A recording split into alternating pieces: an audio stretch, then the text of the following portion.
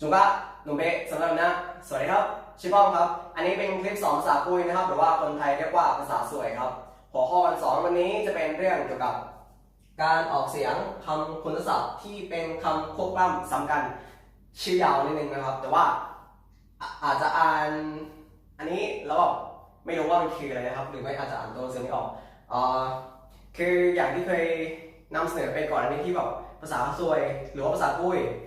ก็คือลักษณะเด่นก็คือจะมีคำควบกล้ำเยอะมากครับแล้วก็ลักษณะเด่นอย่างหนึ่งก็คือการออกเสียงคำคุณศัพท์ซ้ำกันสองคำเราจะมีวิธีการออกที่จะไม่เหมือนภาษาไทยนะครับแล้วก็อาจจะไม่เหมือนภาษาอื่นด้วยนะครับไม่แน่ใจว่าสำเนียงกุยที่อื่นจะเหมือนกับที่บ้านหรือเปล่านะครับแต่ว่าอันนี้ก็คืออยากจะลองนำเสนอสำเนียงที่บ้านว่าเรามีการออกเสียงแบบนี้กันนะครับก็พูดง่ายๆยกตัวอย่างนะครับอย่างเช่นคำว่าตะแวงที่แปลว่าสีดำถ้าเราจะบอกว่าสีดำสีดำสีดำหรือสีดำดำหรือดำดำอะไรประมาณนี้นะครับเราจะพูดคำว่าตะแวงแวงหรือตะแวงตะแวงแบบนี้ก็ได้ครับเราสามารถพูดคำว่าตะแวงแวงมันจะแปลว่าดำดำได้เลยอย่างเงี้ยนะครับก็คือเหมือนกับว่าเราไม่จำเป็นต้องพูดคำควบกล้ำทั้งสองคำก็ได้อะไรนะฮะไม่แน่ใจว่าสำเนียงอื่นเหมือนกันไหมหรือภาษาอื่นอาจจะเป็นอย่างนี้หรือเปล่าแต่ว่าสำเนียงแถวบ้านเราพูดกันแบบนี้นะครับแต่ว่าไม่ใช่ว่าเราสามารถพูดอย่างเช่นคำว่าตะแวงแวงได้ทุกคำคำควบกล้ำที่เป็นคำคุณศัพท์บางคำหรือคำกริยาหรือคำนามเราก็ไม่สามารถพูดในกรณีแบบนี้ได้นะครับอันนี้ก็คือลองยกตัวอย่างมาเฉพาะคำที่สามารถพูดได้ครับซึ่งจริงๆมันก็มีมากกว่านี้ก็สมมติถ้าในอนาคตนึกออกก็จะเอามานำเสนอเพิ่มเติมนะครับก็เริ่มที่คำแรกนะครับคือคำว่าตะแวงตะแวงแปลว่าสีดำครับเราเคยเรียนเรื่องสีมาแล้วเนาะในคลิปก่อนๆนะครับเช่นบอกว่าเสื้อสีดำๆเราสามารถพูดว่าฮับตะแวงแวงฮับตะแวงแวงก็แปลว่าเสื้อสีดำๆแบบนี้ได้นะครับฮับตะแวงแวงหรือฮับตะแวงตะแวงอะไรแบบนี้ก็ได้นะครับก็คือเหมือนกับว่าถ้าเราพูดคำควบกล้ำซ้ำกันทั้งสองคำมันก็จะอาจจะออกเสียงยาวหนึ่งเช่นฮับตะแวงตะแวงสามารถพูดได้แต่ว่าเราสามารถพูดว่าฮับตะแวงแวงได้ด้วยนะครับต่อไปคำที่สองคือคำว่ากระเซ้า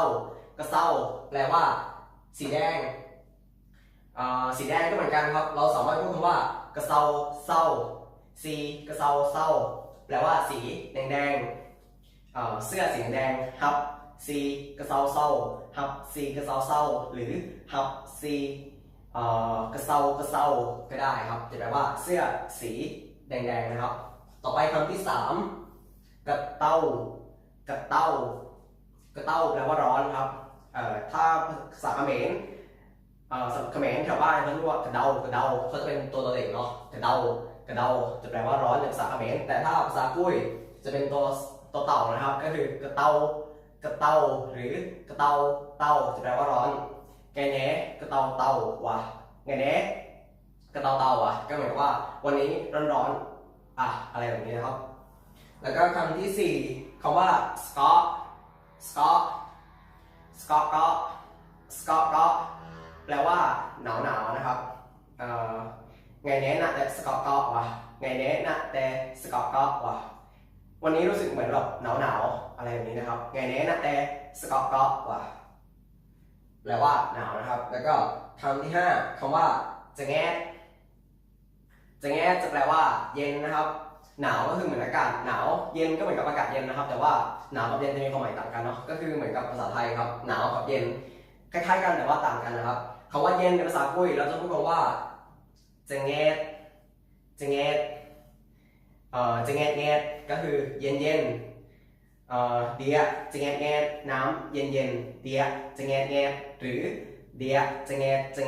เดียจะแงะหรือเดียจะแงะแปลว่าน้ำเย็นอะไรแบบนี้ครับจะแงะก็คือเย็นคำที่หกคำว่าตัวเขียนเป็นถวะแต่ไม่ได้ออกเสียงเป็นถวะนะครับออกเสียงเป็นตัวก็คือกว้างนะครับตัวก็คือกว้าง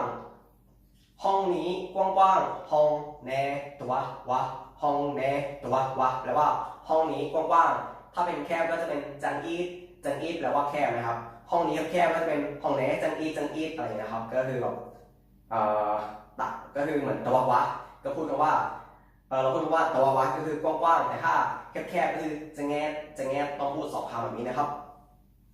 คำที่ 7คำว่าจะให้แปลว่าไกลครับไกลจะให้นาจะให้ที่ไกลๆทางไกลๆอะไรนะครับนาจะให้นาจะให้ก็ได้นะครับคำที่ 8ตะไม่แปลว่าใหม่ครับตีคือเก่าตะไม่คือใหม่อะไรดีเสื้อเหมือนเดิมฮับแปลว่าเสื้อฮับตะไม่ไงเน่ปลายซิงกิโตฮับต่อตะไม่ฮับไม่อะไรนะครับก็คือเสื้อตัวใหม่ๆฮับต่อตะไม่ฮับต่อตะไม่ตะไม่ก็คือใหม่ๆนะครับแล้วก็คำที่9ละอุอันนี้ออกเสียงเป็นละอุนะครับละอุก็คือเหมือนกับว่านิ่มมันจะมีคำว่าละแมนแปลว่านุ่มจริงๆมันเป็นคำที่สามารถใช้แทนกันแทบจะแทนกันได้เลยครับกำลังจะพูดกันเดียวเหมือนกับว่าพยายามหาความแตกต่างอยู่เหมือนกันนะครับแต่ว่ายังหาไม่ออกก็เลยแทนคำว่าละอุคำว่านิ่มกับละแมนคือนิ่มจริงๆมันสามารถใช้แทนกันได้เลยนะครับแทบจะใช้แทนกันได้ละอุก็คือแบบนิ่มๆกับละแมนแมนนุ่มละอุนิ่มอะไรนะครับละอุละแมนอะไรอย่างเงี้ยครับก็ครบทั้ง4คำแล้วลองทวนอีกรอบหนึ่งนะครับตะแวงดำกระเซา